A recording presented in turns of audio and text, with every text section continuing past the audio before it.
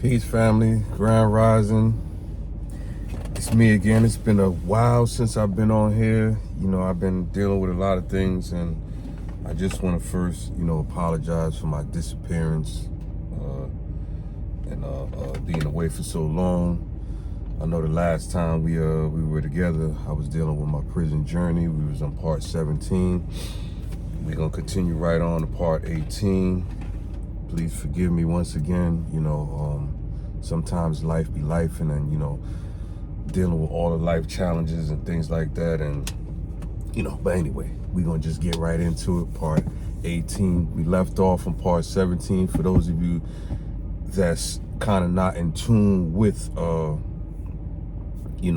series, you can go to my page and catch right up. So last time we left off, they came and got me to take me to my actual federal prison. So they took me from Warsaw prison, which is in Warsaw, Virginia, and they drove us all the way to the airport in Harrisburg, Pennsylvania. Strange, right?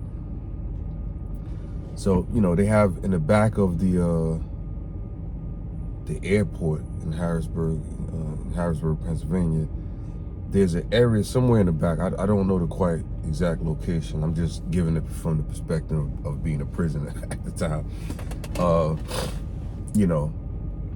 There's an area back there where, if you ever seen the movie Con Air, where you have all the buses out there, they kind of look like Greyhound buses, but they kind of turn into something else for prisoners. And so you have a lot of buses back there, vans, maybe even cars and things like that. That's, prisoners are inside of these vehicles waiting for the plane to land. Not, the regular plane, Delta Airline and all. No, the plane that's used by the federal government to transport inmates to other states and things like that. So, you wait there for many, many hours at times. Depending on what time you get there, you're going to be there for some hours waiting. So, you shackled up, obviously, in the front, leg shackled, and, you're waiting for the plane to land. So, you may have some small talk with the guy sitting next to you, or you may even see somebody that's in transit too, being transferred somewhere else, or even coming in to the federal system for the first time. So the plane finally lands after many hours, many hours. And, you'll see prisoners coming off the plane, lining up. You'll see U.S. Marshals with, AR-15 shotguns. They got like a perimeter all around to make sure nobody gets froggy and decides they want to try to take a run for, we know what the end result is going to be. So I haven't heard of anybody trying that. I know I'm not going to try. I didn't try. So, inmates are out there lining up. They're calling your name off a clipboard, making sure you are who you are and things of that nature. And then what they'll do is they'll start calling prisoners off the buses, vans, such and such name. Give off your ID number. You get up, you leave out, they line you up, and then they're doing what you would call a swap. So inmates will come off the plane, and inmates will go on the plane. Inmates coming off the plane, they go inside the buses to go to whatever prison they transfer to, or what have you. And inmates going on the plane, they go on there to go to whatever prisons that they're transferred to, or maybe the prison that they're going to for the first time. So we're lined up, a lot of us, man, so many of us, is two lines. And, the plane is just so loud, I can't really hear anything. So I have no idea where I'm going, mind you. And I certainly have no idea why I'm getting on the plane, for that matter. So the marshals, he kept walking back and forth. I said, what, I'm just going to ask him, man, closed mouth don't get fed. So I said, excuse me, Marshal, can you tell me where I'm going? He said, he asked me what my name is. I gave him my name, my ID number. He said, Victorville. You know, it was so loud I couldn't really hear him that well. He said, Victorville. I said, Victorville. I said, okay, well, I don't know where that's at, but okay. So he came back again. I said, I said, I don't mean to bother you again. You said Victorville, can you tell me where's that located at? He said, California. Okay, California. Now this is interesting now, California. Now, I'm from Brooklyn, New York.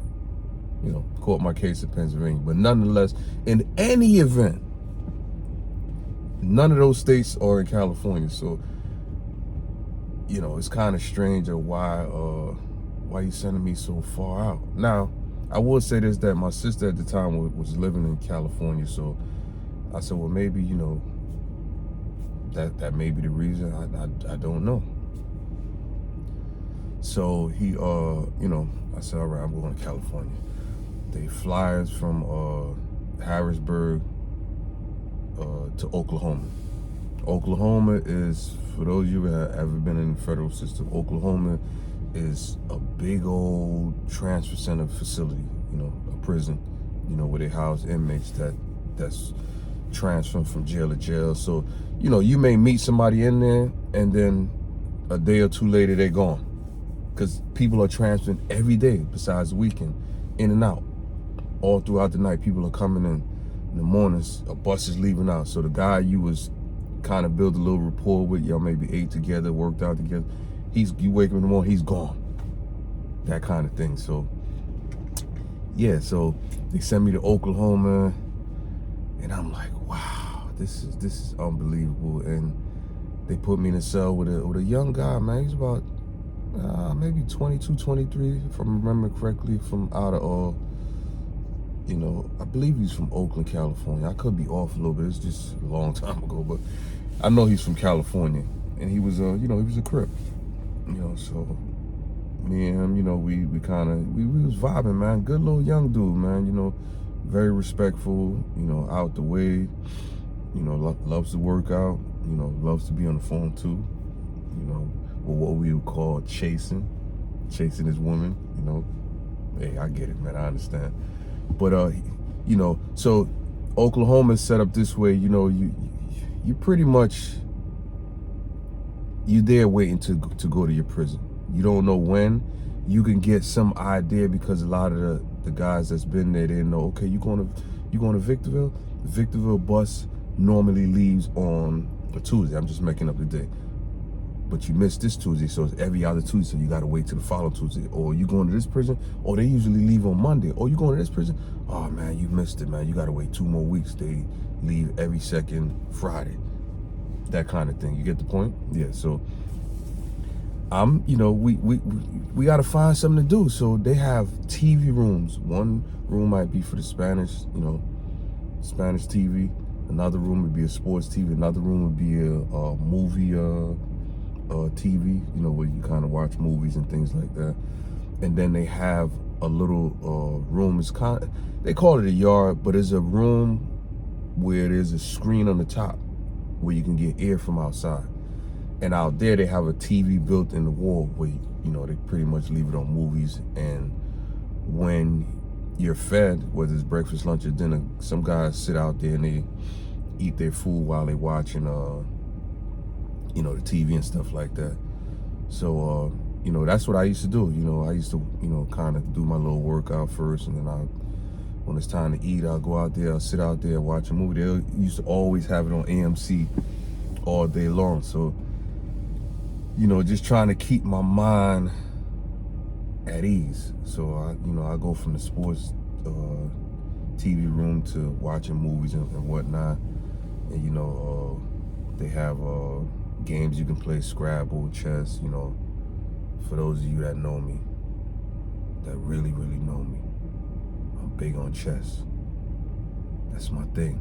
I'm not a grandmaster, so please let's not jump the gun, but I can make it do what it do. I'ma just say that, you know. So I used to play a lot of chess. A lot of guys in there weren't that good, so I kind of lost interest in that. I was getting better at playing Scrabble, so I kind of, started getting into that. But yeah, so I'm in there, and there was a guy that every time I went in the outside area to watch TV and eat, he was always there, and naturally when you see somebody over and over and over and over and again, the cordial thing to do is, hey, how you doing, man? What's going on? Because you see this person every day. Every time you sit down, they sitting right next to you eating their phone. So you kind of open up. We social beings. We ain't standoffish. So, we kind of introduce ourselves to each other. He was from out of Washington, D.C. Shout out to D.C., man. Big shout out to D.C., man. Look, I got a lot of good men to this day that I'm in contact with from D.C., man. These are some of the loyalist, men that I've met. Now I know there's a stigma with them, but nonetheless, I'm giving you my experience, man, and I've had a ton of experience with these men. These are truly loyal men, they gonna ride all the way. They're not gonna play with you. You get out there, they're gonna get all the way out there with you, and they gonna be on offense. They're not playing no kind of defense. They coming, basically is what I'm saying. But anyway, so I'm, building a bond with this brother, man. We eating every day, we chopping it up. And so happened is, he was a gang member too. It was strange to me because I've never met somebody from Washington, D.C. that was a gang member. And the more we conversated, he knew somebody that lived on my block that I grew up with. Didn't even know that. But anyway, look, I don't want to spoil the fun, because there's more to this story right here at that Oklahoma prison that you gotta tune in for the next one. I'm telling you, family, it has some funniness to it, but it has some seriousness as well, because I'm giving you my journey for a reason. My journey is gonna lead right up to my spiritual journey, which is vitally important for me. A lot of y'all see me posting on social media. I don't post foolishness, and I'm not judging anybody that does that. That's just not where I'm at with it anymore, and so it's important to follow this series, and I'm gonna make it my business to not fall off the map and disappear off the earth anymore. So we gonna leave part 18 where it's at right now. Make sure you tune in for part 19, because it's gonna get real spicy. So anyway, I thank you so much for your patience. I hope and pray that you forgive me for my disappearance. From the depths of my heart, I truly apologize, because I have some loyal subscribers, and it's not fair to them that I'm doing that. So with that being said, I'm gonna leave you as I always do, and that I mean from the depths of my heart. Your potential for greatness is truly unlimited. Make sure you hit the like button, and if you're not subscribed, go ahead and subscribe. It ain't gonna cost you a dime. Peace.